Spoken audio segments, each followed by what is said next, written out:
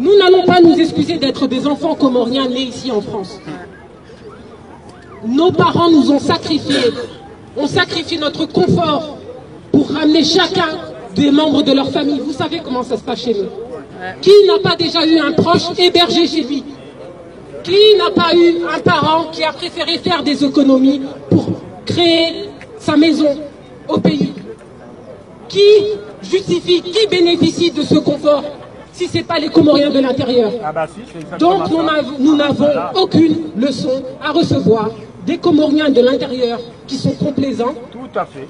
Nous menons le même combat qu'eux, à eux de se réveiller. À eux de se réveiller et de comprendre que nous n'allons pas nous excuser d'être nés en France. Ma mère et mes parents et mon père, ont fait le choix de partager le budget de la famille pour nourrir celles qui étaient à l'intérieur et nous donner les miettes ici en fond de France. Et vous avez le culot de nous dire que parce qu'on est né en France, on n'a pas de mots à dire. Nous ambitionnons de venir au pays. Nous ambitionnons effectivement d'être entrepreneurs, de réveiller notre pays. À l'heure du 2.0, tout le monde se connaît. Les Ghanéens nous regardent, les Sénégalais nous regardent, les Nigériens nous regardent. Quand certains Comoriens de n'importe quelle île nous demandent pourquoi vous combattez, pourquoi vous sortez, pourquoi on sort, parce qu'on ambitionne de venir nous installer chez nous. Inch'Allah. Chez nous, Inch'Allah. On n'a aucun intérêt personnel à lutter, à mener la lutte que nous luttons. Aucun intérêt personnel. On a notre vie. Aujourd'hui, l'ennemi commun, c'est Azali et son système qui doit dégager. Je réponds aux détracteurs d'ailleurs sur Facebook. Ceux notamment qui disent oui, elle s'amuse à parler. Oui, je parle. Oui, je parle. Et sachez que je n'ai pas attendu d'être à Place Bellecour. Je n'ai pas attendu d'être à Place Bellecour pour parler. Tous les jours que Dieu fait, je plaide devant des magistrats professionnels qui m'écoutent. Donc je ne suis pas à la recherche d'une gloire quelconque. Je suis là pour me battre pour mon pays. Nos parents nous ont sacrifiés, entendez-le. Ils ont sacrifié notre vie. Ils nous ont donné le minimum pour pouvoir vivre. Et avec ça, on a réussi à avoir des études. On a réussi à avoir notre place en France. Tout ça pour que vous soyez dans le confort des Western Union, dans le confort des Majlis, dans le confort de tout ce qu'on vous a construit. Et c'est ça la reconnaissance. La reconnaissance, c'est de nous dire, taisez-vous, Azali est bon, Azali n'est pas bon. Et on parlera, on continuera à parler. On a renoncé à des baskets de marque. On a renoncé à partir en vacances pour vous élever, pour élever les familles, pour faire les grands mariages. Ça suffit. Tout ça, nos parents sont aussi responsables de ça. C'est pour cela qu'ils sont aussi aujourd'hui présents. Et c'est pour ça que ma mère est ici présente. Pourquoi? Parce qu'ils ont passé 40 ans à écouter des notables. Ils ont passé 40 ans à écouter des personnalités politiques qui ne leur ont été d'aucun secours. Que risquent-ils aujourd'hui d'écouter leurs enfants qui ont réussi dans un pays qui n'est pas le leur, où ils subissent de la discrimination? Que risquent-ils? C'est pour ça que ma mère et les autres mères sont ici, aujourd'hui présentes. Elles n'ont aucune leçon à recevoir de votre part. Ça fait 40 ans que ça dure. Stop, stop, vous ne nous définissez pas.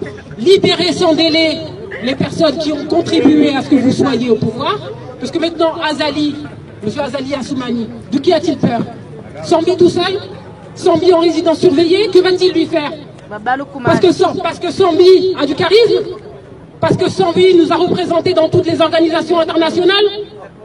Parce que Sambi est entendu? Parce que Sambi est tout soutenu? C'est ça un colonel? C'est ça un militaire? Il ne sait pas se défendre à la loyale? Il le met en quarantaine? De qui a-t-il peur? Il faut le laisser sortir. Il faut le laisser sortir. Ah oui.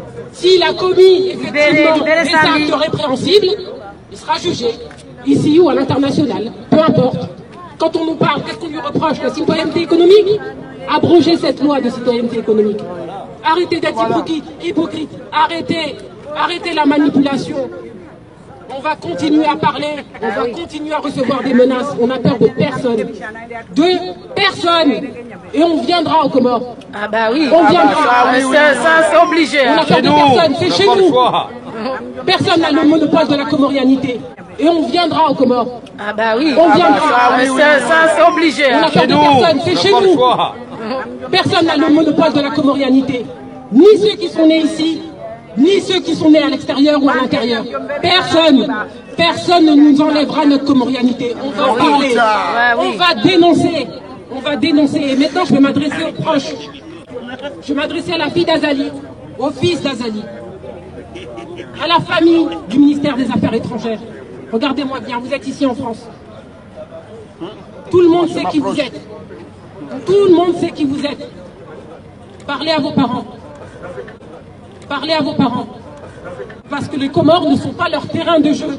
Il faut qu'ils le comprennent. Les Comores, aussi petits soient-ils, n'est pas leur terrain de jeu. Ça suffit la récréation. Ah oui.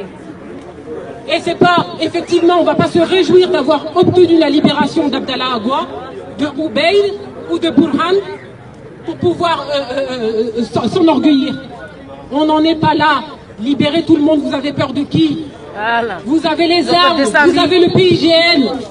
Vous avez les armes, vous avez le PIGN.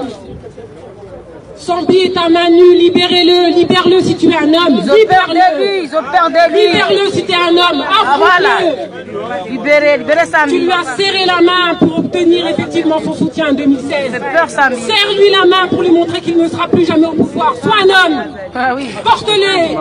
Porte-les, c'est ce qu'on attend. Un homme fait ce qu'il dit et dit ce qu'il fait. Arrêtez de nous endormir. Jusqu'à l'heure actuelle, il y a 13 semaines, on ne se souciait pas de ce qui se passait. Pourquoi? Parce qu'on avait baissé les bras. Parce qu'on avait baissé les bras avec l'instrumentalisation des notables. L'instrumentalisation de notre religion. L'instrumentalisation de nos élites. Toi, tu regardes mon direct. Toutes ces élites qui sont venues étudier dans des pays libres.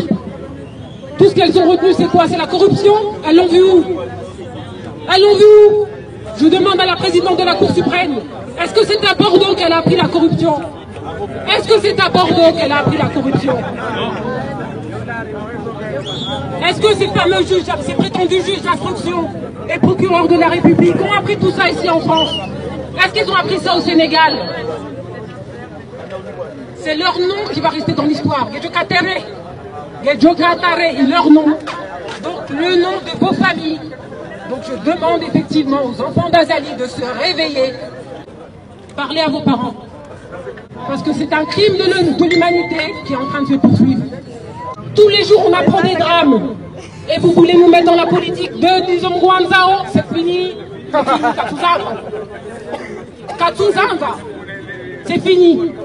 Aujourd'hui, l'ennemi commun, c'est Azali et son système qui doit dégager.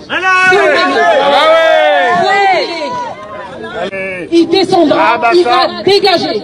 Il va dégager avec les Comoriens de l'extérieur, avec les Comoriens de l'intérieur, et nous demandons sans délai, nous exigeons sans délai la libération immédiate de tous les prisonniers politiques dont Sambi. Merci.